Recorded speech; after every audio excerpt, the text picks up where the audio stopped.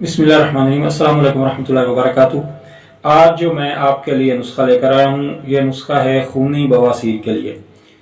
खूनी बवासीर के लिए आपने कोई और दवा नहीं लेनी, आपको किसी तरफ जाने की ज़रूरत नहीं है, आपने कहीं जाना नहीं है। खूनी बवासीर के लिए ये मैं आपको सिर्फ 4 चीज़ें बता रहा हूँ, वो आपने इस्तेमाल करनी है। दवाई पंसार से लेनी है, साफ़ करके घर में इसको ग्राइंड करना है और ग्राइंड करके आपने 500 mg का कैप्सूल भर लेना है।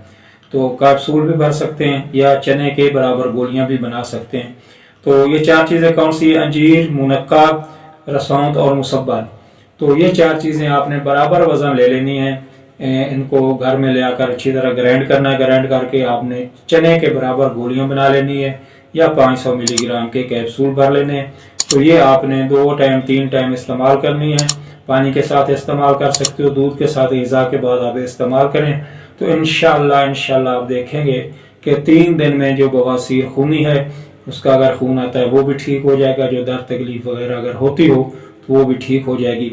इस नुस्खा को बनाइएगा, इस्तेमाल कीजिएगा और हमें दुआ में याद रखिए।